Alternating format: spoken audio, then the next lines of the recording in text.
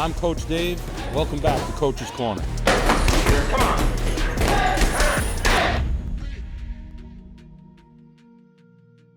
Welcome to Coach's Corner tonight. On our episodes, we have explored many avenues in the fight game. Tonight, we're going to go in a little different direction.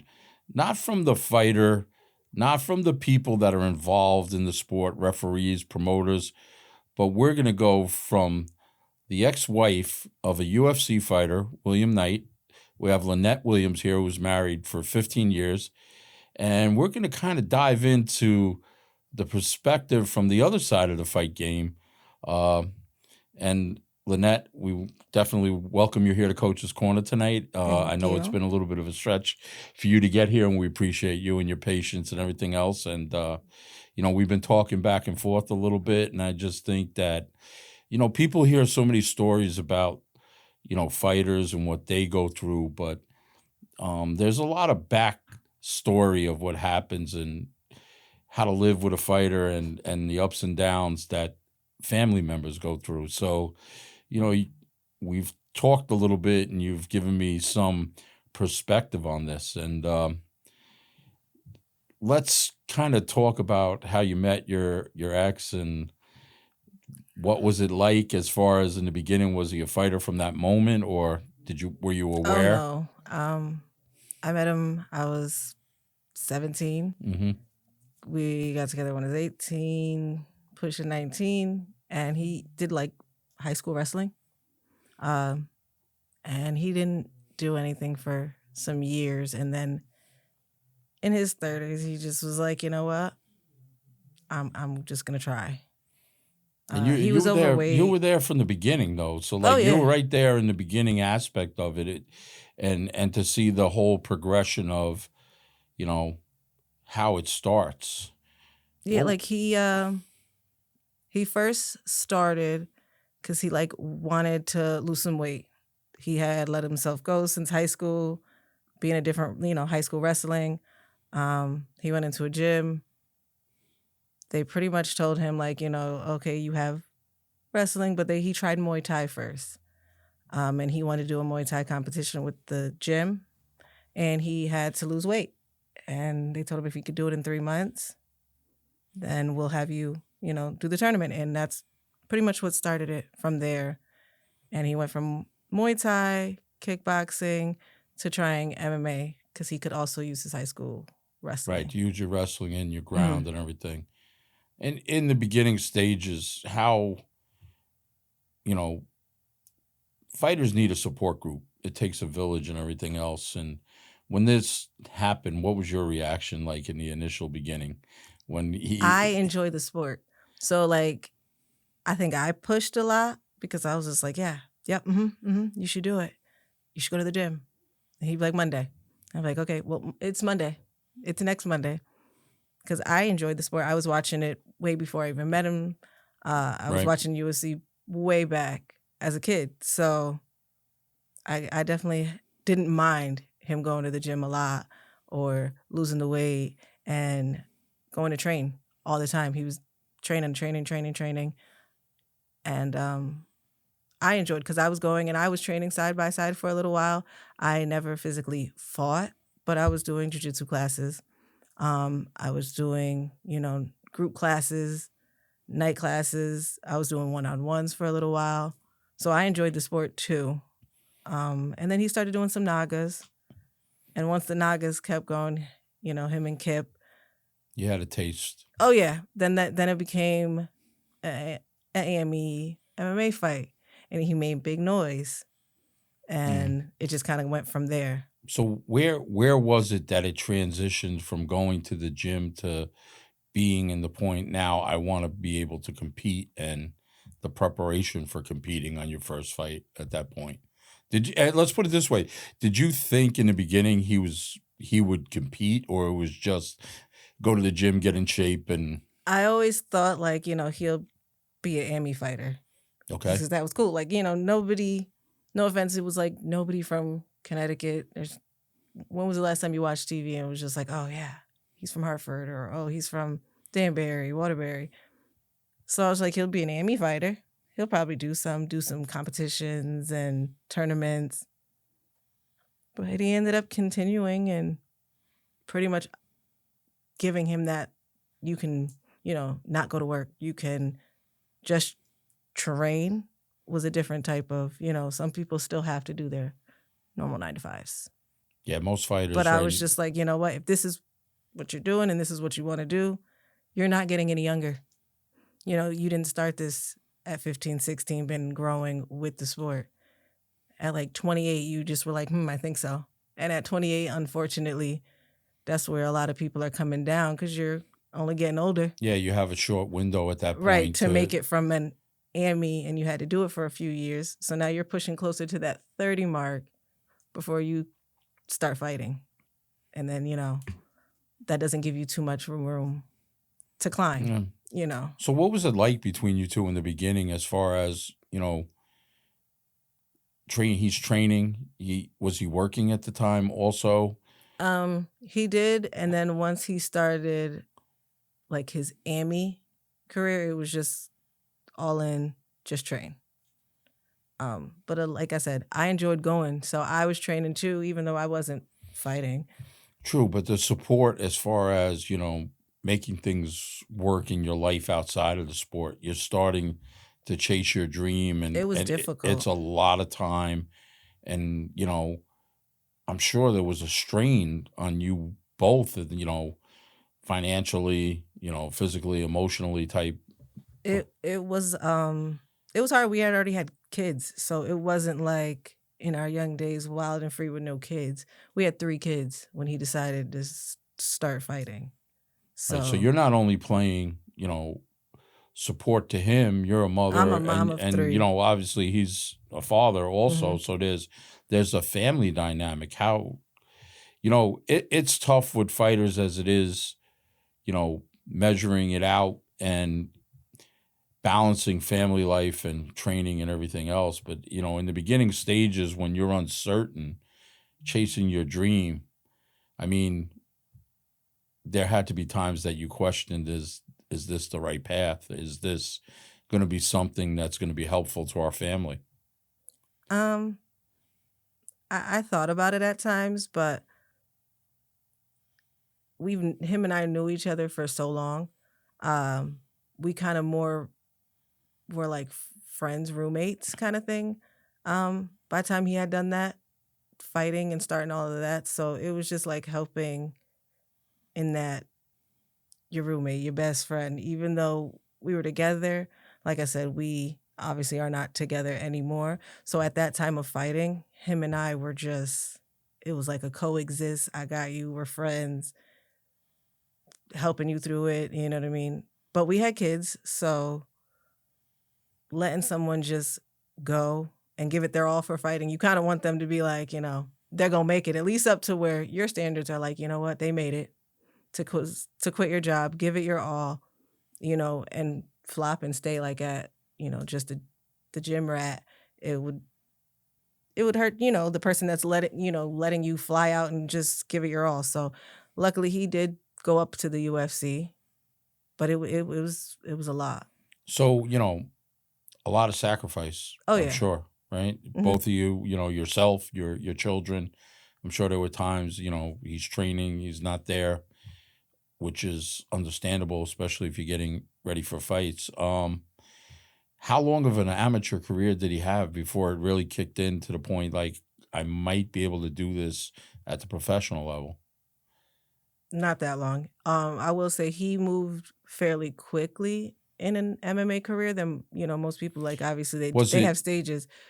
He had done, I don't want to say it was like maybe 2 years, 3 years. He was just like, once he had gotten a certain amount of fights and he was fighting quickly. His turnaround game for fighting in the amateur world was like, he was like fighting a reality. Then in a couple of weeks when CES had theirs, he was in CES, and then he was in Premier, and then he was LFA, and then it was like, he was always fighting. Right. Any time there was a show. So he was kind of. He was the type that was like, if there anybody that drops out, didn't matter if he was on weight, close to weight, just give him the opportunity, and he was just ready to always fight though.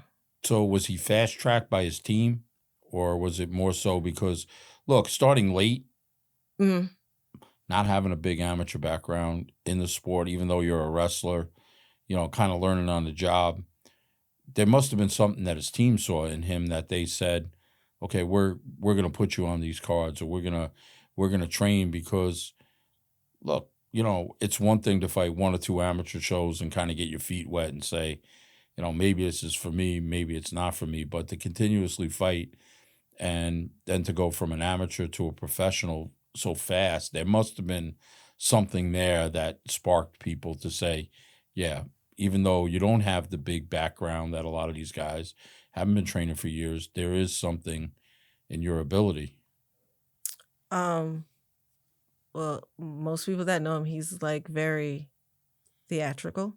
So when he fought, it was something always to talk about. He was either doing a backflip, a split, picking people up, slamming them hard. Like he made noise. Okay. On top of being his size. So most people don't see someone his size doing a backflip into a split at, Now, he 220. fought at heavyweight, correct?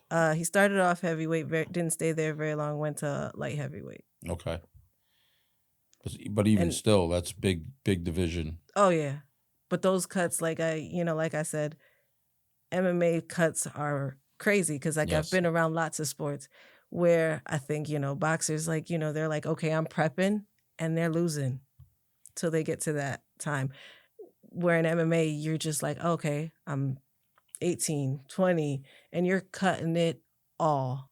In one shot, I know. One It's a one total. shot, or It's like a you might catch 2 days, but that 2 days is because yeah, you're a little off. yeah. They're cutting the weight at the last minute, and yeah, I know all about that. Those are not fun. I will say those aren't fun, and I've sat through all of them. I can do a weight cut with just about anybody. So you did the tub bath. The tubs, the ice bath, the sauna bags, the portable saunas, the sitting in an actual sauna, wrapped in saran wrap with sweet sweat, with a Yeah. sauna bag, the whole nine. Spitting on the way up to fights, like it's not a pretty. Yeah, the weight one. cuts aren't. Those ones just are not pretty because it's like you just watch yourself, and then you're the one that's like, I can eat, I can take a drink of water. And what do? You're like trying to like sip off to the side because you feel horrible that this person that has pretty much dehydrated themselves hasn't ate since Monday. It's Thursday. And you're like, I'm gonna die. I'm starving. And you're looking at this person with like a sunken face, and those are hard. Yeah, I've been there. Those are hard because everybody hates you at that point. But you're like, I know you don't like me right now, but it's just because you're just going through so much. But you're going through so much, and I had to cut a fighter, a boxer, a lot of weight, overnight, and we had to put him in the tub, and we were at my house, and it was and it was a funny story. I probably have a picture somewhere. So I actually had him in my daughter's shower cap and her pink robe as he would come out of the bath, wrapping him in her pink sleeping bag and laying him on the floor. Oh yeah. In the bathroom, and it was a long drawn out night. So for people who don't know, that's that 15 to 18 minutes in, 5 in out. and out, and then you got to listen to the whining all in between. It's too hot. It's this. It's that. It's and then just taking a nap. Yeah. And then getting right back in. How? He's also missed weight, and he's missed weight at the UFC. So I've seen them all. I've seen him cut 18. Weight cuts at both levels. Boxing, that means money. Oh, if you're not on weight, same for MMA too. So for people who don't understand, pounds cost you dollars. So if you're a pound over, depending on the fight and the purse, the bigger the fight, the more money that's involved, the more money that you lose. Or the whole complete fight could be off. The fight could be off, for all right? of that could be for nothing. There's a lot of things on the line here.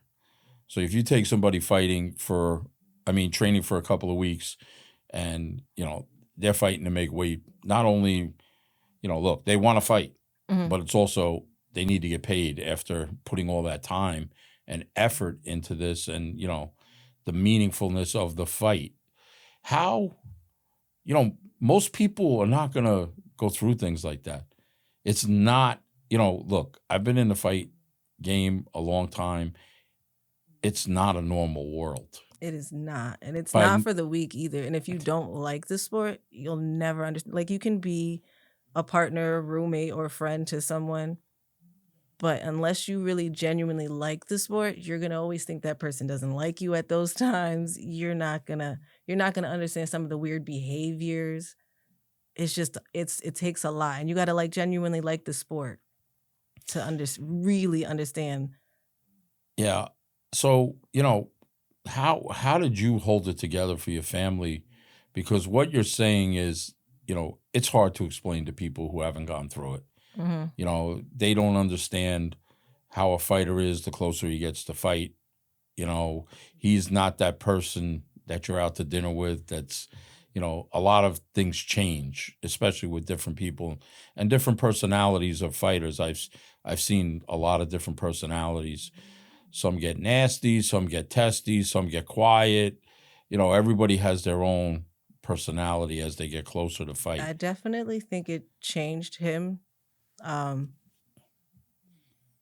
him and we didn't end on good terms, but I think just fighting in general, it depends on the person's mental health before they start fighting, because some people do it because they love the sport, and some people it brings out some stuff that they probably have had buried for a long time, and you Mm. have to kind of understand those dynamics on people. Like, is this bringing out something good?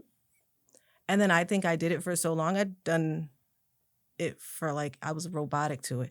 I was at a meat market buying 300 pounds of boneless, skinless chicken breast. I was making meal preps for just him and dinner for me and my children. And then by the time it's my turn to eat, I'm not hungry, I'm exhausted. But it takes a different out of someone. And so it depends on the person But it because, sounds like you bought into it. oh yeah, Well, this is like, some people start off, well, yeah, this is all good, but now you're deep into it, Mhm. especially it's one thing being an amateur, but it's one thing when you go from the amateur to the professional level and you're trying to rise in the ranks of the professional level, right? Mhm. Because his first fight wasn't with the UFC, so you're trying to get to that level, right? So you're Yep. fighting on LFA, Reality, Victory Fight League, CES, whatever MMA promotion that's going on, Bellator at the time, to get to the pinnacle, right? Yep. Is there a doubt at any time that, or let's put it this way, forget the doubt. What did your friends and family say to you as far as like, are you crazy? Oh Are yeah, you nuts? plenty of Like, times. what are you doing? It was, oh, do you like to get punched in the face for a living? And then it was, that's not a real job. Because, a lot of parents to the partner go, you're letting them just quit their job or cut hours or, But that's the ultimate support of a partner in a Mhm. relationship. Right. Like, look, as a coach, I know what it's like for fighters and family dynamics. Even myself as a coach growing through it, my family's dynamics were tested a lot of times. And I understand, um, when a fighter's fighting and he's in a relationship, whether it's a girlfriend, a wife, there's a lot of things that go on, and Mhm. you have to be in it for a penny and in for a pound. You can't be a little squeamish here because Oh yeah. right, which people don't know, if you're causing, I don't want to say it like this, but I am going to say it like this. When fighters are getting ready to fight, they can't have chaos going on in their lives. Mhm. Okay? And it's not because they're not caring people or they're not selfish, Oh, but stress they holds on also, certain but weight. from a coach's standpoint, the fighter has to be selfish at the point. There's no, I know you love your kids, but, you're not going to the playground with them. You're not when you're getting closer to the fight. It's all Right. about you. You're not going to have dinner out if you got to cut weight. You're not, training is training and it puts a strain. Now, you're a young woman at this time and still a young woman, don't get me wrong. But how is this like, okay, You're doing everything at this point. I mean, do you regret it? I regret, doing it with my ex-husband because I don't think he appreciated a lot of the things that I did. He didn't appreciate the sacrifices or the way people talk about me because I've allowed the things that I've allowed happen, just letting him all in. A lot of people don't see that, or he doesn't see the sacrifices of the no sleeps to make sure that meal prep is done and making sure you remember that you have blood work because you have a fight coming up and making sure you made that appointment and making sure you always have the water. And I don't think, or, the fact that I'm sitting in a sauna when I'm 115 pounds and don't need to be sitting in a sauna to Right. lose 18 pounds. I just think that a lot of people don't notice the small person. Sometimes it's their coach, sometimes it's their partner or a sibling or, just a friend. But I think a lot of people leave out that little person that's in the sauna with you. And Yeah, there's you hit a point there. Look, that's the fight game. Okay, because there's so many besides the coach, the managers, the promotional company, it's people, wives, friends, children, husbands, wives, mothers, fathers, people that are helping, who takes you here, who's okay, you don't have water, we got you 5 cases, or we get you a sponsor, or we're getting you, especially, when you're not working, right? And you're in it, you got young children. What was your children's Oh, they thought it was cool. They thought it was cool because they got to tell their friends, like, my dad's a fighter. Yeah, my dad's a fighter, and a lot of at the time, especially in his amateur career, people were walking out bloody, so they got to have cool pictures. Their dad was on Google, so for them it was pretty cool. It was always for his amateur career, it wasn't too bad. Like, I think once he got to the UFC, I was like, I've never seen him hurt. Like, people are like, oh my God, does it bother you seeing him come out bloody or broken nose? And I was just like, well, I'd never experienced that. He had never gotten hurt. Right. He was blessed as a fighter. He was blessed. So, I there think are some once he got to fighters the like UFC, that. I think he broke his nose. But like, other than that, I think he's gotten stitches once and like a broken nose. When did it kick into you that this could be a reality, that he can be a pro fighter, he can make it to the ultimate level? When was there a point there? Well, let me put it this way to you.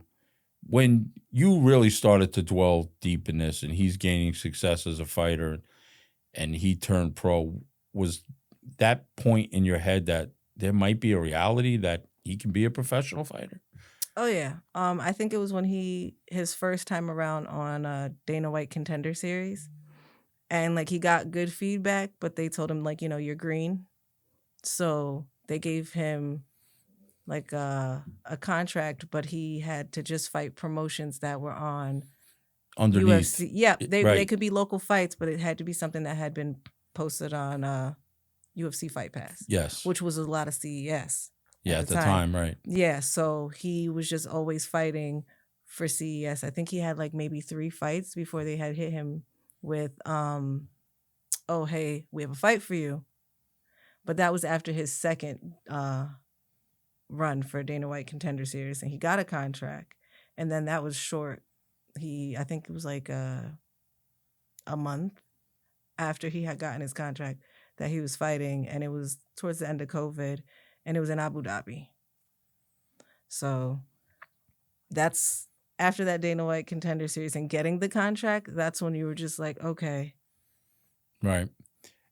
After his beginnings of these pro fights and, going from an amateur to becoming a pro, as he's gathering momentum here, what changed?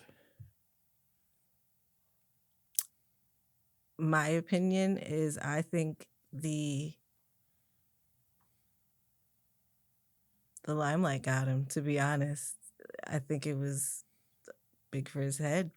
There was ladies, there was people, there was interviews, podcasts.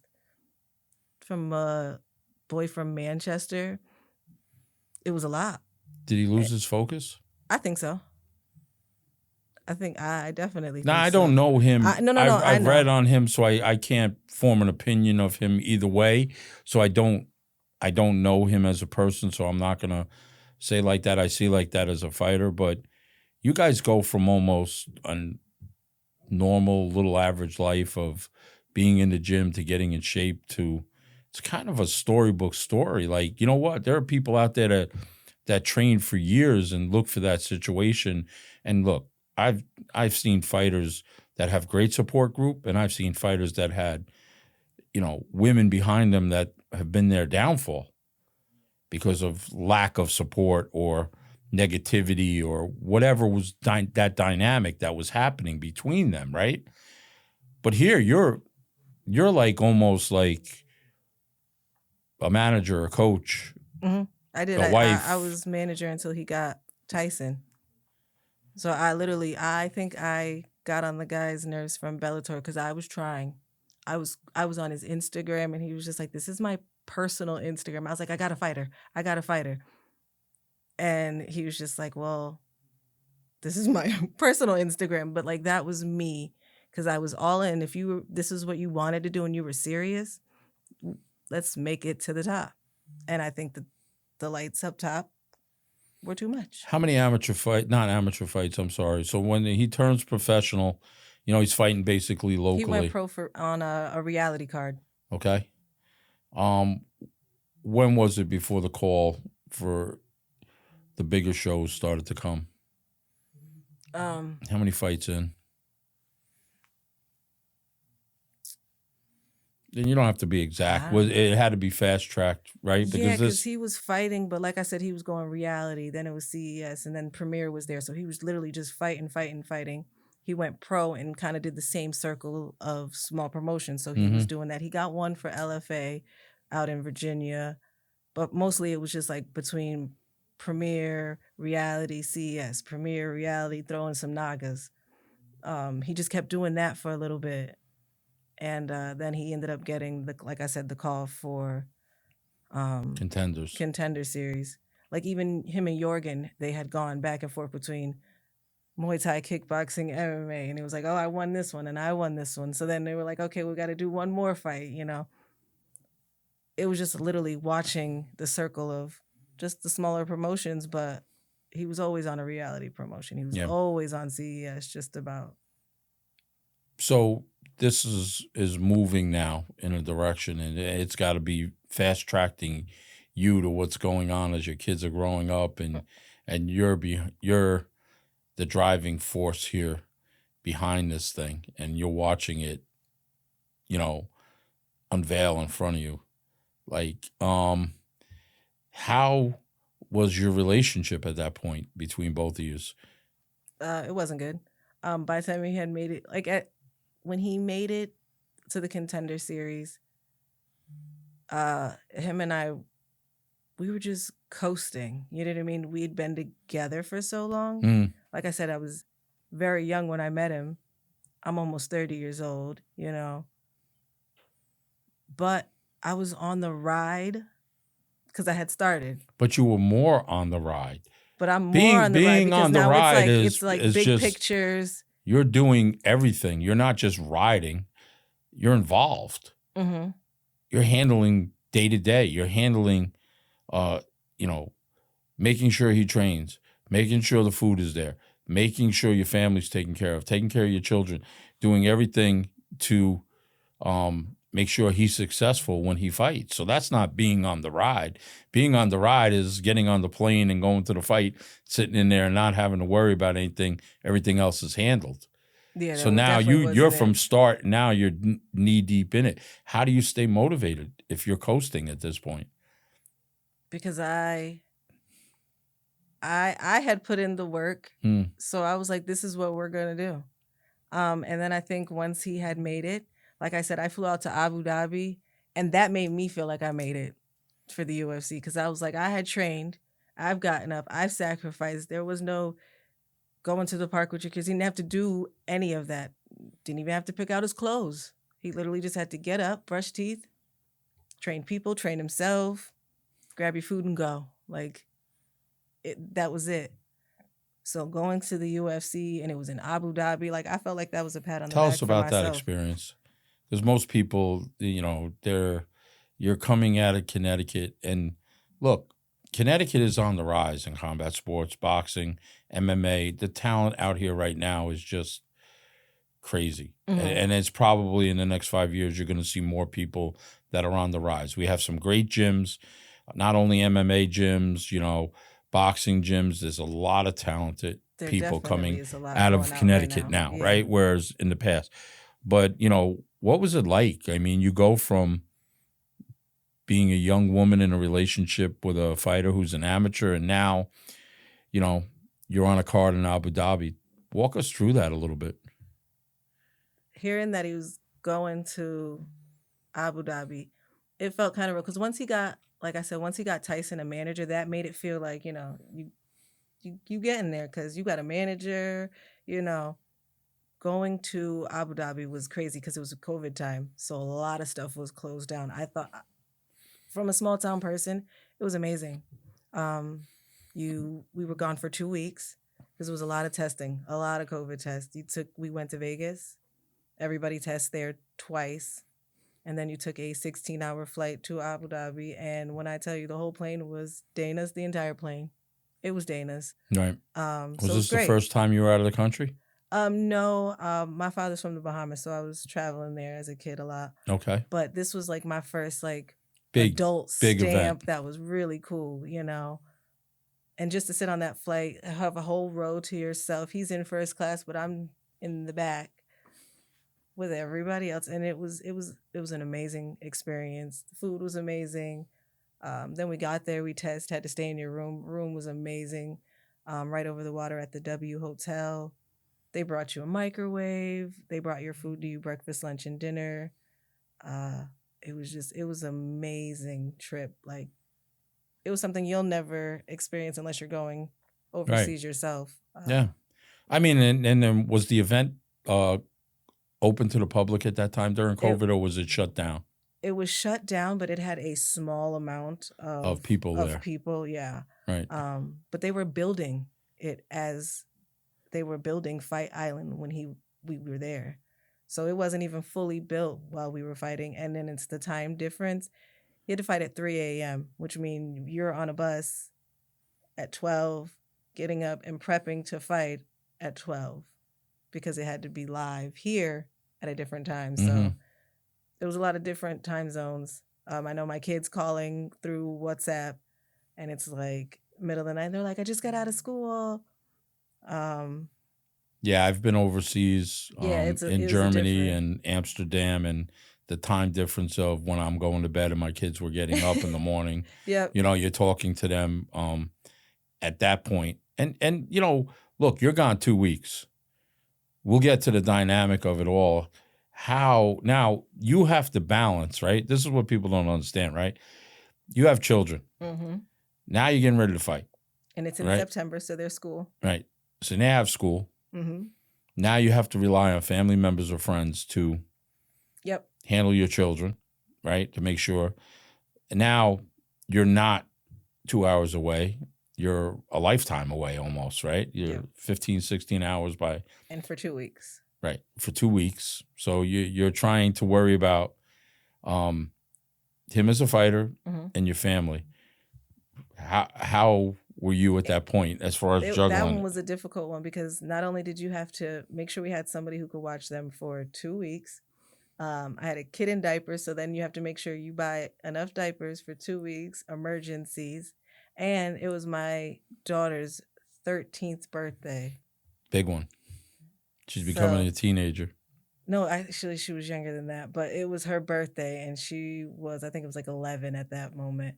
But she was a little upset because we were going to be missing her birthday. But Dad gave her a shout out, so she was cool. She was on TV at that moment. But it was difficult to make sure that we had somebody trusted and that could reach us from Abu Dhabi in an emergency. WhatsApp was a best friend. Yeah. I think that's how we all communicated, even parts of, the UFC staff. Yeah, because you don't realize when we go out of the country, we're, internet is not always there. We pick up the phone, we FaceTime here, we communicate on 20 different platforms. It's easy, So right? difficult when you're overseas. When you're overseas, now you have time. So you handle the kids, right? You get everybody settled. You're over there. Now you got to play with different time zone. You have to play with, you're there 2 weeks, a lot of stuff going on, promotion. He's angry at this point because, this is his very first fight. You can't not make weight. You got to put on a show. He's just crabby the entire time. But for me, I'm like, oh, it looks so cool. And you want to walk around and you want to go to the beach and you want to go do these things because it's new for you. But you can't because you have somebody who's cranky, crabby, cutting weight, wants to stay in the room, go out for a little bit, but, not enjoying himself. He's just standing there. And anybody that knows him, he's got the meanest face ever. So he's just standing there just looking like he hates the world. And you're just like, do you not smile? Do I not smile? Do I not look like I'm having fun? It's a strain on. It's a strain because it's not a vacation. It's not. As much as you want to go and you want to see, look, even from a coach's standpoint, okay? I've been in some pretty cool places, okay? When you're getting ready to fight, it's your job. Yeah. And I'm a superstitious individual. It's like if I feel that I'm losing focus of what I'm doing, I have to pull it back in. So, yeah, the tendency you want to go out. You want to go out to eat. You want to go see places, right? But most of the time, we end up spending the time in a hotel. Hotel room. Or downstairs. You're around the other fighters, other coaches, other team. But now you're there 2 weeks and you got to cut weight. It's your first big fight. Yep. And the UFC is great because they're giving him his food and it's meal prepped, it's portioned. And then he's, taking multivitamins because they are great with their fighters. They're giving you a multivitamins. They're giving you your food. It's proportioned. So I don't have to worry about that. But it's a lot of wrapping and it's a lot of cutting weight. And then you're in a different country, so you retain water differently. Their saunas and their things are not, and it's COVID time. So you're not able to use the sauna because they've shut it down because of COVID. So we're relying on the portable sauna and hope that that's enough. And anybody who knows when you're in an MMA or any kind of weight cut, the portable saunas are great, but getting in a stone hot sauna. Yeah. The portable sauna is good. They're great. They get you sweating. It's not cutting you 5-7 pounds right. for a pound or two to get you warm, to make you sweat. And I want to say at this point, he's like 18 pounds. Now, he has his team out there with him also, right? Yep. He has his head coach out of Thornton's, and then he kept his high school wrestling coach. He just would always go back and get pointers from him, and he ended up being his He felt coach. comfortable with him. Yeah, he felt comfortable with his team. How did you interact with the team? Because you had to be, you were the person behind the scenes. Knew me. Like if you knew me, you knew me. It didn't matter what. So what was your? Everybody's known me, from the start. So what was your relationship like with the coaches? Because I'm going to tell you, amazing. Like some coaches, they don't want to be bothered with. Oh, they're amazing, and I'm the ones that calling them half the time, or like even when he was doing fights and I wasn't going, I was still texting, "How's weight? What are we at?" So they're amazing, and they're like family at this point. So right, so they have a respect for you as far as that you're supportive, you're involved and here. I'm doing the dirty work too, just like them. So I'm. Different dirty work. Yeah, different I'm dirty work. wrapping them up and, we're wiping sweat down and we're, rechanging sauna suits and wiping them, cleaning them, switching them. So it's a whole hands-on, So first fight, tell me a little bit about it. Fight night, Abu Dhabi. He's nervous because he's fought in reality and those are the big lights, but this is big time. This is, you're on TV. You're not just on an app. Yeah, you got a lot of people, a lot of eyes on you. You're global now. Right, and it's Dana White looking at you. Yeah. Not Dana White at the Apex with only family and friends around. This is like Abu Dhabi, you're on TV. Yeah, we put you here. Let's see what you could do. Right. And I know in his mind, he's like, I just got this first class plane ticket. I went to Vegas. I'm here. You got to give it all you got. Mm-hmm. And he did. He kicked behind, and it was great. And it was a lot. And I think that's when it started to hit him. It was like after the fight. He didn't get hurt, so he could turn around and fight again. And then coming into the hotel after the win, and it's just a row of employees, and they're cheering and balloons and confetti. I think that's what kind of clicked. Like, you made it. There's, chocolate macaroon UFC. They out of chocolate and in your room, and champagne. He's not drinking it because he doesn't drink. But it was just like at that moment, it was like, you made it. There's what else is higher you broke than your the cherry. UFC? Yeah, what else is higher than the UFC? Yeah, no matter what, like at the end of the day, if you fought again or if you didn't, you could walk away and say, look, I got one win at the UFC. Mm-hmm. And that stays with you. That's on paper. That's on, no matter what, you got to win, right? Your name goes down. You got to win. Tell me about you on fight night. What were you like? And, are you a yeller? Are you No, I am one of those people. We've always had it like, I'm just one of them people. I'm like, are you leaving this up to the judges? Because like, if they don't like you, they don't like what you were. It's an imprint. Yeah. So, but I mean, at the fight itself, are you are you a yeller? I'm a screamer. Bisbin told me, I remember once on his Contender Series, he was like, let's look at the lungs on that one. That's me. I'm screaming. I am loud. You're gonna hear me. But I don't overstep a coach, because that's one thing. I feel like they are. Where are you sitting? Close to the corner, or are you? There's times where I, for that fight, I was corner. There was 3 of us. It was his coaches and myself. So I got. You were in the corner. Oh yeah, I've gotten the UFC bag. Are you chiming in between rounds? No, I definitely give the short time, and he knows that means you got 30 seconds. If you don't swing for your life, or. Yeah. But for most part, I stay back. I'll let him know after, like, your hands wasn't up, your this wasn't up. But I let his coach, because he's a video game at that moment. And most people think that fighters go in and fight.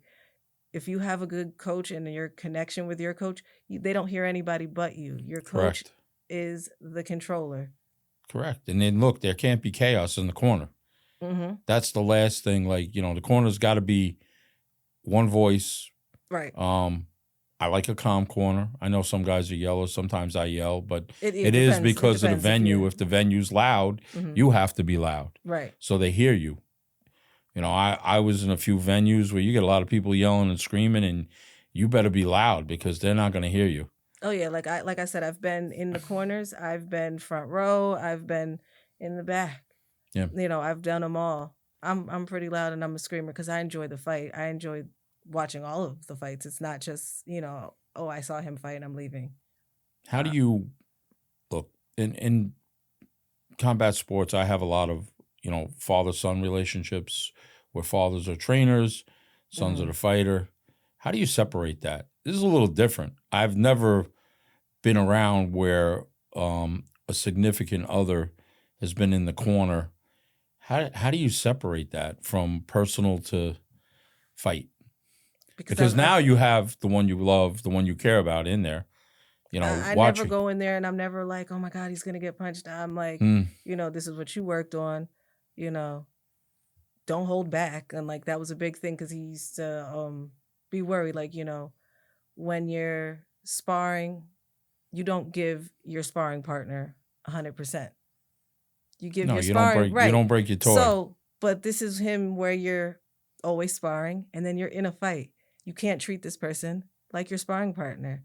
They want to punch your head off and get paid for their family. Right. So they're trying to take your job. So it's one of those things where I've always said, don't hold back. He's not holding back when he punches you. Yeah, but we're human, right? Right. We're human people, right? You're a mother, right? And look, I get what you're saying from a coach, right? We say go in there, you're out there, make sure your fighter's protected. This is not a game. That guy's trying to take your head off. You better do something. But now you got both hats. I do. You have both hats, okay? You're not just... But always fight night, that mom role, that significant other's gone. You'll see her when you go home because I come into this is your job, Mm. and your job is to win. That's it. But You only you know, have one I'm job. gonna test you out a little bit here because it's not something I've seen the dynamic on, not so much on your end, okay, which is kind of unique and it's very impressive. But I see that dynamic that changes, and not because somebody's other's in the corner, but because we're human beings. Okay, it's hard to separate sometimes the fight from that. It wasn't really hard for me Yeah. because, like I said, I've seen him in some compromising positions. Yeah. And I've seen him get knocked down. There's not a point where I click in and I'm just unfortunately like, oh my goodness, is he okay? My whole mission is still in there kind of coach wise where it's like, get up. Yeah. You're gonna We get have other knocked back things down. to we have Right. to Unfortunately, I don't Yeah. give him that sympathy because at the end of the day, there's no time for that. No offense. If you get knocked out, if you get knocked out, then it'll be over. Then I can, hey, you're all right. Listen, but we at all the we moment, all if have you have an empathy opportunity to get up, and I we're need all you to get up. caring. I'm caring coach, right? Like I want the best for my fighters. I don't want to see them hurt. I don't want to see them in a compromising position. But at the end of the day, we came to fight. As long as you're not in danger, we're gonna fight. Right. And people see blood, and blood's not everybody bleeds. Everybody bleeds, right? Right. We just So I'm definitely, I don't ever kick that on. I don't think I've ever really, him and I were never like that. It was never lovey-dovey. Oh my goodness, are you okay? How's your boo-boos? We've always been like, well, you did a shitty job. Put your hands up next time. Yeah. Like. Yeah, you shouldn't have got hit and you wouldn't have got cut, right? Yeah. Right. It just, but that's how we've always been. It's never been. But that's not a normal. It's not. It's not. Once because again, it's like I love the look, sport. you've been around the sport, it sounds like a long time.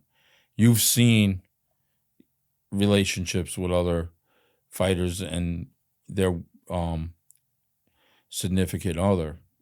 It's not the relationship that you have. Right. Maybe it's 1% that others are like that. I mean, they're not understanding sometimes what's going on with the fighter and the changes that. No, that's not the guy you're having dinner with on Saturday night, all dressed up. And when it comes to fight, it's a different ball game. They turn a switch, they become a different person. If I didn't like the sport, I wouldn't have. I think I stayed more in the relationship a lot because of the sport. I like the sport. Him and I were not on good terms once he got a little high. Like I said, the light got to him, and so you go through the first fight, right? What happens after that? Where you're getting calls? What's the next? He has another fight, and he that the light was up there, so he ended up having some ladies, and he's cool. He's coming back, and the ladies are like, throwing themselves and excited. And so then he just kind of did a lot of, I didn't exist too much. It was, I was in there doing weight cuts. I was helping all of this. But when it came time to fight time, it was like the chick in the back. And he had little side girls and, I knew eye candies. But anybody who knew me or knew CES or any of those promotions, they've seen me and been like, oh, his wife. Could care less if there was somebody else standing on his arm because everybody knew I'm me. Yeah, but how do you stay motivated at this point? How do you stay engaged? Because you have so much invested in this, and look, you're invested. Not only your coach invested and relationship invested, so you're doubly vested in this situation. All right, it's one thing as coaches. From coaches, we do everything you're talking about, and we watch fighters walk away and go with somebody else. Yep, and that's horrible. But now you got it double. You got it double. How do you go and be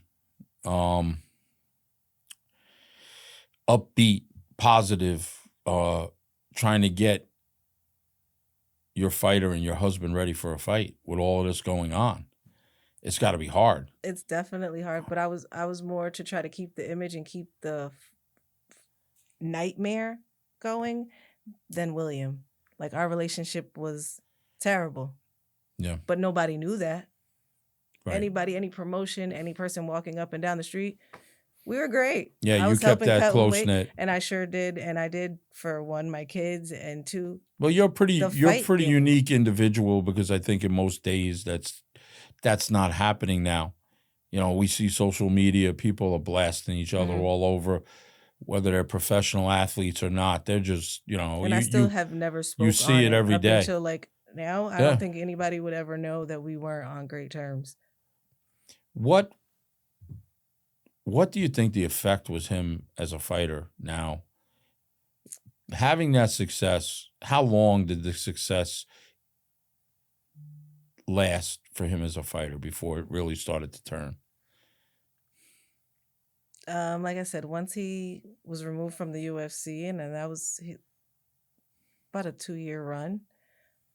But after that, it kind of just diminished. Was it self-destructive, you think, for the 2-year run? I think it was being the part. I think I saw him in the gym. Well, no, what I mean, did he self-destruct the run? I think so. I definitely think so. I don't think he knew what to do at the top. And because him and I were so disconnected at like home, Mm-hmm. I wasn't going to tell you how to keep your Act, right. light bulb shining. Like, that's Right. But I'm still in there in the gym, and I'm still in there with the weight cuts. But at some point, I just checked out, but I was in it as a coach. If you know, hindsight's 20/20, right? If he was focused, what do you think would have happened? If he would have followed the path from that, having that hunger in the first fight and stayed focused? I think he'd still be in the UFC. I mean, maybe not at belt level, but I definitely think we'd see him on a lot of cards. But I think he just lost. He lost that fight in fights. You know what I mean? The flame, all of that. Like, he was doing it, but I think then he thought that everybody knew him. And I didn't see the same effort. I didn't see the same fights. And he can have excuses and say, you know, his brain was clogged and this was upsetting and he was going through this. I lived the same life you live. So, I mean, you can tell people one thing, but there should be no excuse, no matter what you're going through, that you just shut down in a fight. Yeah, you know, fighters are a tough dynamic. It's a tough call. Some rise, some let their past catch up with them. But I knew this man inside and out. I know this man better than he knows himself. So, and I just feel like he came up with excuses. Well, He sometimes just looked very, sometimes excuses are the demons that you're chasing that you don't want to reveal. I think a lot of his life just slowly catched up. And to me, it just looked like in that moment, it was like a TV projector in front of you. You can just see it all unfolding. And this is what you were doing. And it was just like at that moment, and in the midst of a fight, you just were frozen because it was just playing on repeat. Yeah, true. And you know what? Not everybody's built for fame. We're not, you know, some people are fortunate to get it, right? And when you get it, you got to kind of know how to handle it and how to run with it, because it could be short-lived, you know, and in the fight game, it can be very short-lived. You can be up there one day and on your way down the next day. You know, you have to think of yourself as a business when you get to that point, and how long do you have to be successful in this sport, especially if you have talent. If you have talent, I think he you had know a lot what? of talent. And You're he going to be was- forgiven by people on your actions. They're going to say, you know, he could still fight. You know what? Let's put him on a card. Let's put him. It don't matter, you know, till eventually the candle burns out and they say, no, we're not going to do it no more. How is this? Now, this is all unraveling. How's the effect on your kids at this point? Because now they see dad go from here to here, right? And now things are starting to change. Are they noticing it, or are you keeping it together enough, or keeping it away from them? No, all of our kids, we always showed them, the video, or we had watch parties, and there are times that I couldn't go. So my kids have watched it. They've never watched one in person, but they've always watched the recordings. They've always, watched on TVs. We've had big parties. But to them, it's always okay, because no matter what, whether their father was at the best or the worst, their dad was on Google. Like, their dad has Wikipedia. And so, like, that's what they use. Is like, can you Google your father? Like, so even when they do it now and they're getting at kids, and Yeah, they're Googling him in a positive way. So right. it's still it's positive for them, because they don't see. I mean, they see their father weight cut and things like that, but to them, it's still part of the still life. high. Yeah, Start part of their what they dad grew is up something with. that most dads aren't. Is your dad in the UFC? Yeah.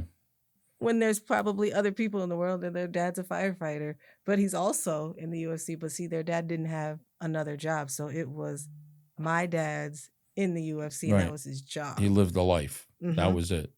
There was no.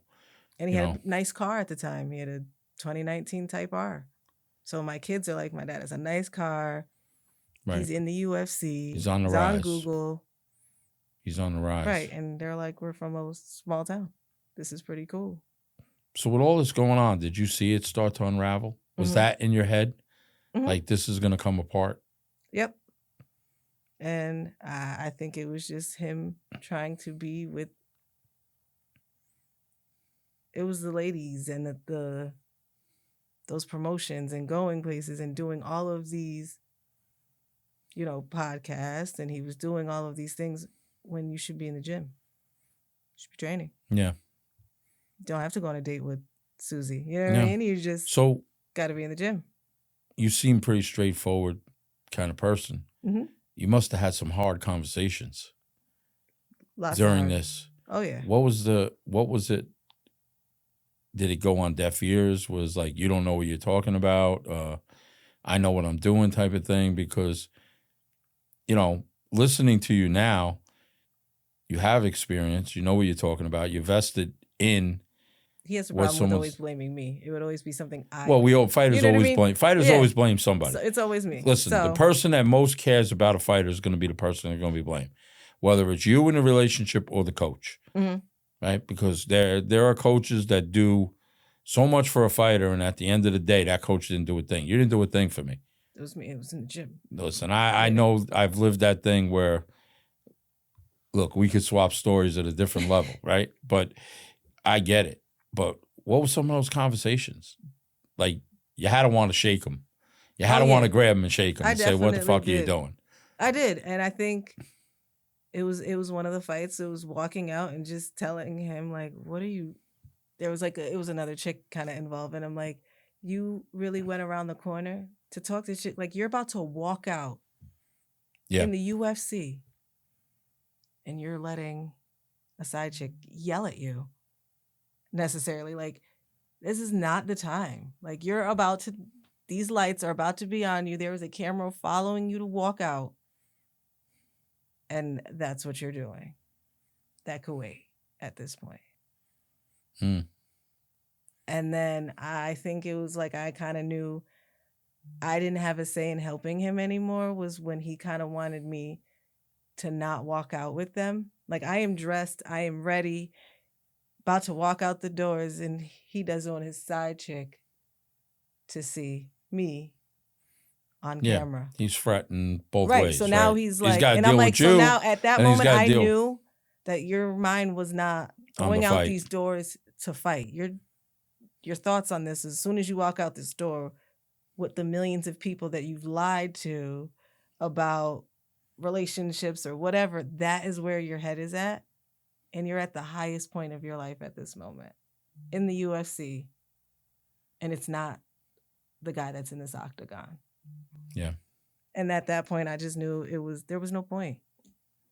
I don't think you were going to hear me about anything. How are you staying composed, though? It was this image. It was an image to my kids. Mm-hmm.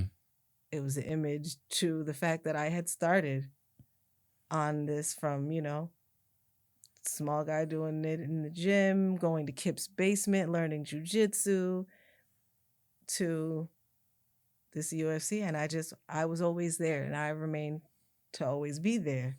Right.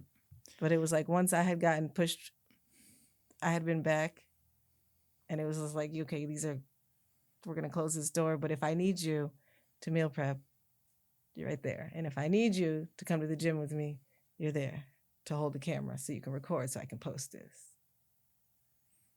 I was just at that moment. It was So kind of, do you think it sucked you in? It did. I came robot to being Part of the life. part of the life. Like, I'm cutting weight, I'm doing this, I'm grabbing you this, I'm meal prepping. Did you feel you wanted it more than he did at times? Mm-hmm. I think I wanted it more. He enjoyed it, but it wasn't like full on always in.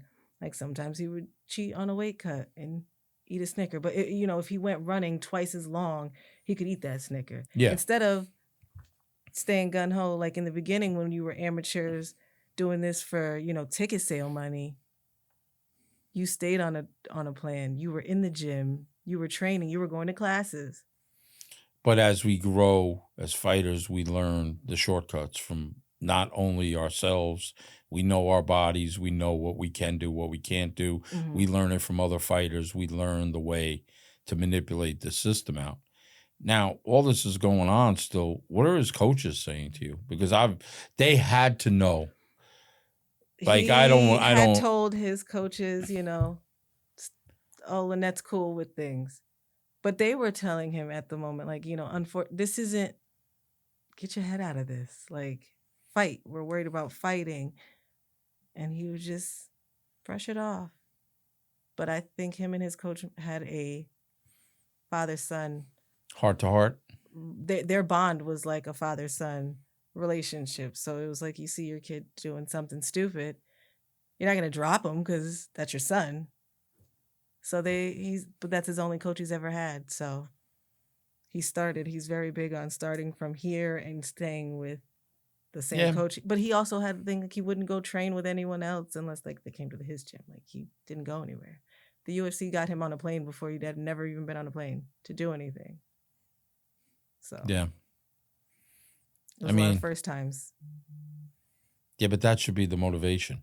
It should. And I think like I said, the party life got fun, especially when you're a kid that was picked on a lot, Yeah. And now you're relevant. You're on Google, you got a blue check on Instagram, Yeah, but look, you're in the beginning stages, right? Do you think there's regret on his part? Yeah.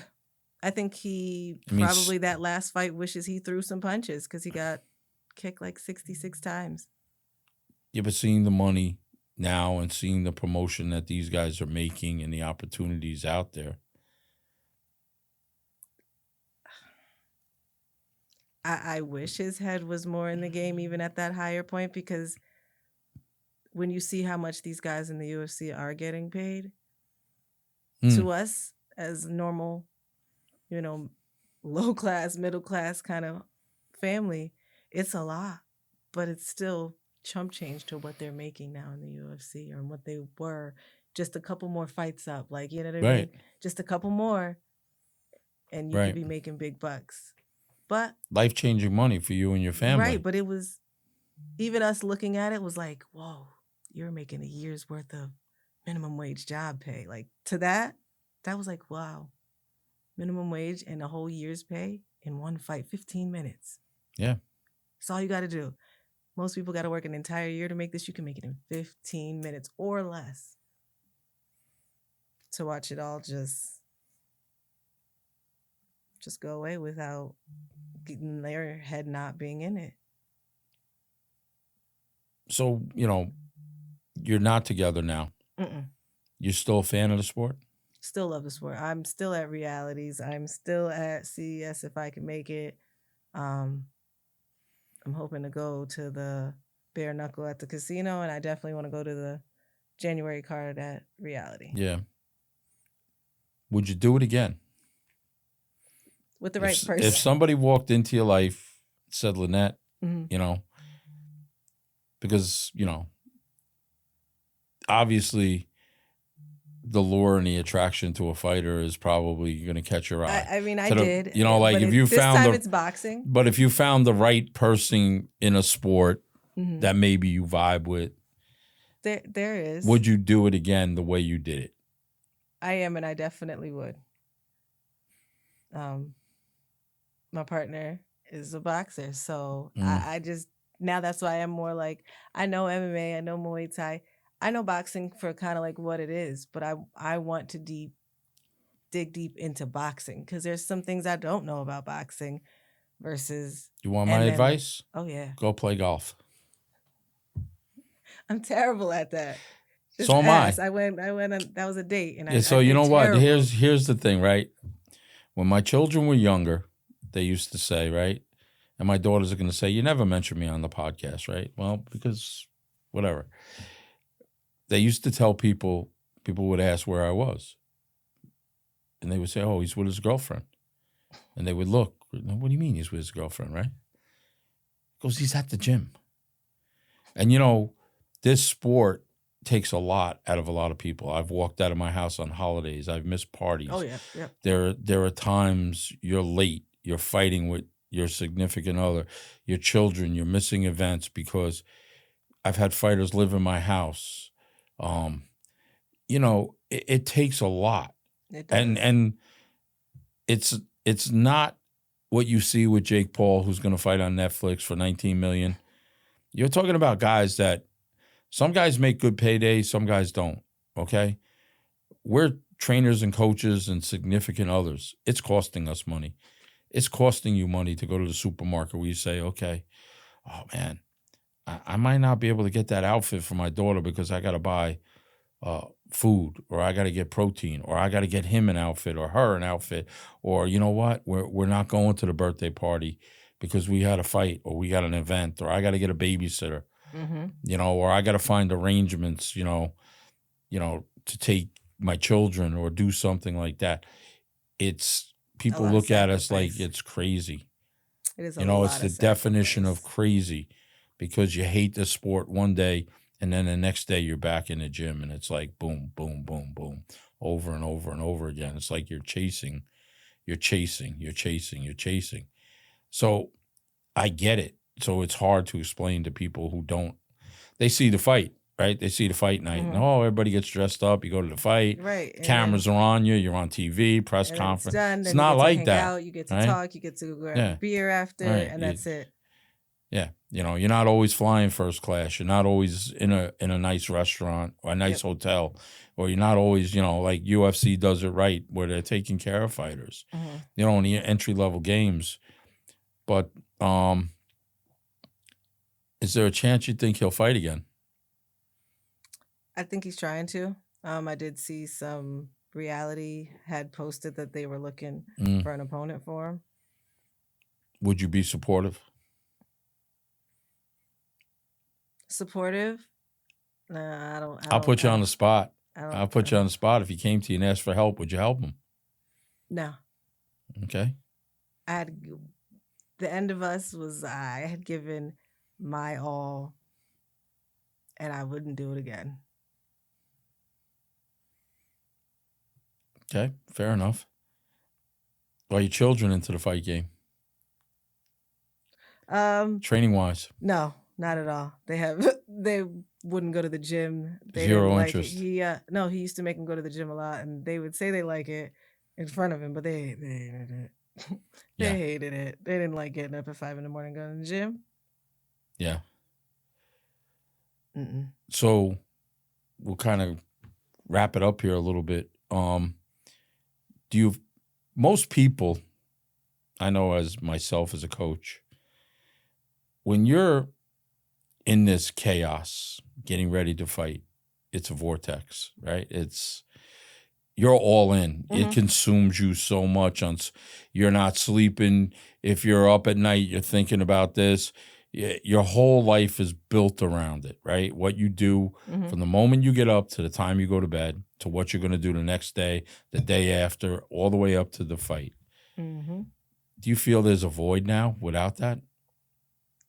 Yeah. because like even I've gone to a couple fights and I just watch them like a normal person and I'm so bored.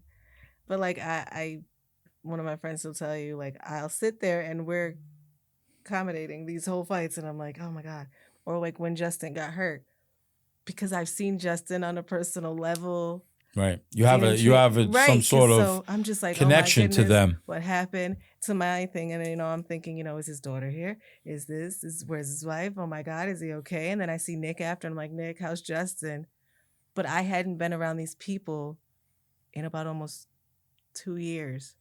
So it was very different for me. Because I Right. also don't come out and I'm like, hi, I'm Williams' ex-wife.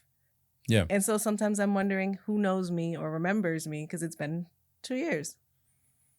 But I enjoy, like Steve Reed, I saw him after the fight, but he still remembers me. So it's like, you know what? I miss this. I miss the fights. I miss coming to them.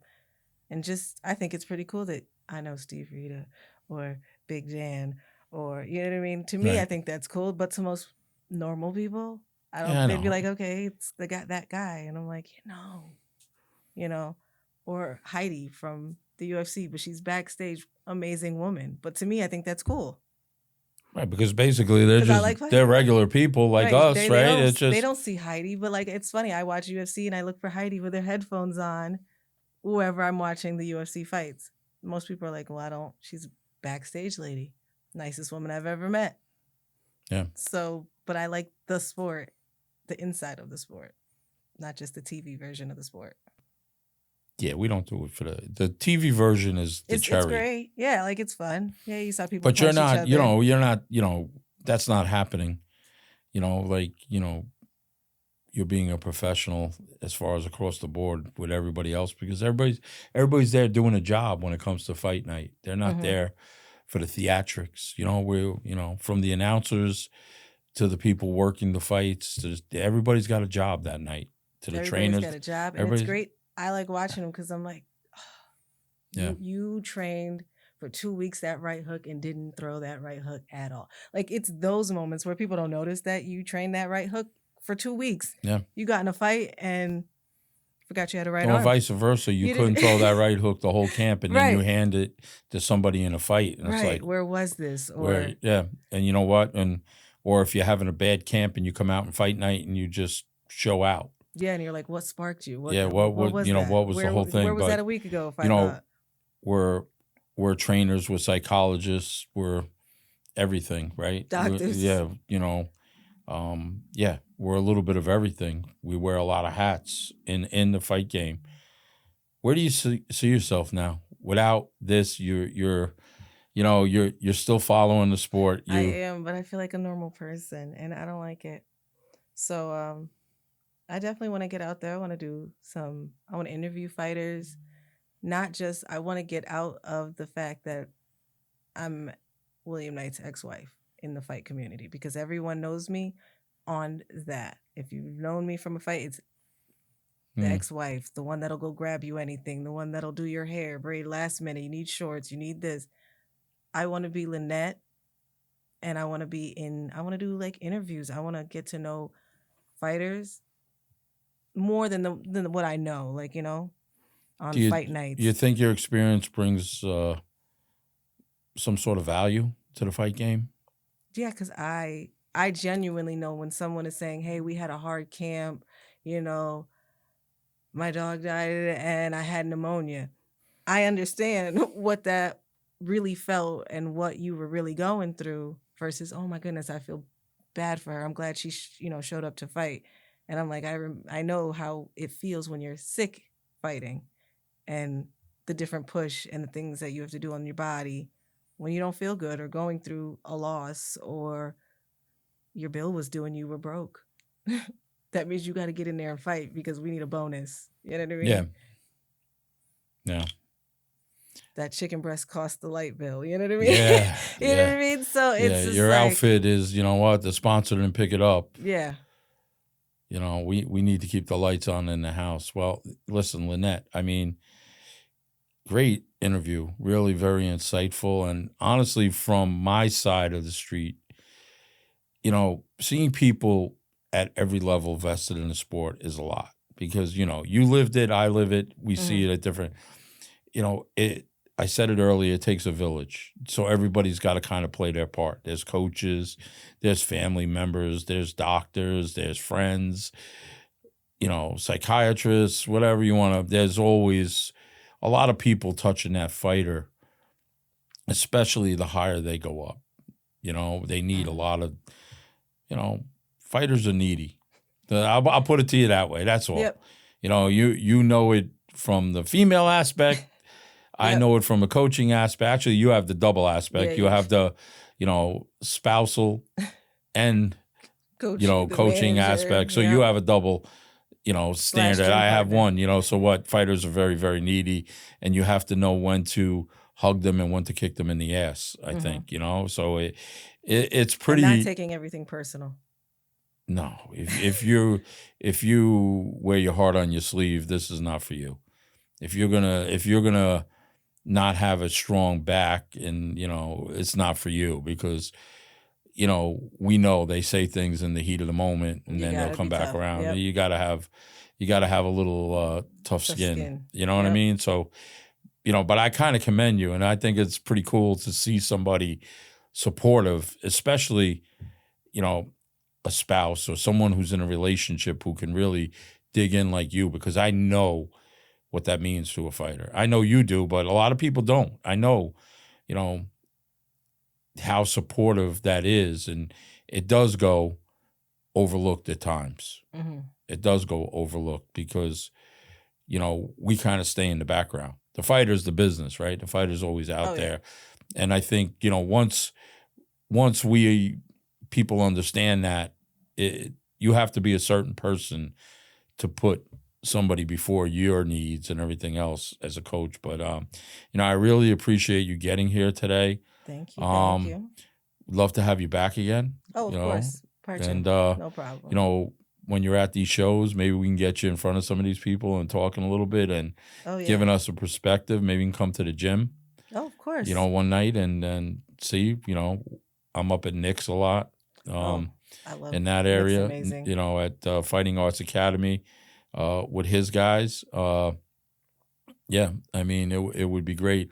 I know you're not a big social media person, but if people had to reach out to you, what are we, look, obvious, you could kind of maybe give a little advice to people Oh, out of there, course. especially I'm people in a always, you can always relationship. reach me. My Instagram is BamaGirl, BAMAGURL 269 on Instagram, or you can either follow my nail page, and it's nails.by.bubbles with a Z. And I'm on that TikTok as well. All right, good deal. So look, you got to show the nails. You got to give the nails up right there. So ladies, look, if you're looking for the nails, they're pretty impressive out there. Yes, Them licensed shits- nail tech. Them shits are fire. I mean, if you wrap your hands, we're not going to let you wear those Yeah, things. I think I definitely have to drop a couple magnets on Yeah, you these. got to take them things off. So look, great interview here, Lynette Williams. Awesome. I'll A be lot of back. insight out there today. Really great insight. And I tell you what, like I said, again, I'm going to just give you ups from Oh, my side of the thank street, you. because we hear it from the fighters' end. We hear it from everybody else, but we don't hear it from your side of the Well, I'll street. be on the boxing end now because Okay? my partner, she's a boxer, and we're gonna. You want to throw a name out there? Oh no, this time I'm keeping these private. You keeping it on the low? But she's an amazing boxer. All right. We'll talk offside. Of course. Okay? All right. All right. So Coach Dave, Coach's Corner Podcast, without our sponsors, my guy, Farmer Strength, Boxing.Supply, Dan Gray at Get Elevated, my guys at Hummers Fit. We really appreciate you guys supporting not only the podcast, but our fighters. My guys at Champs Boxing. We couldn't be here without you guys. And, my man Ian Bick and Matt Cronin at Creative Evolution. Without them, I'm not here. So, once again, Coach Dave, train hard, train smart, and we'll see you in the next round.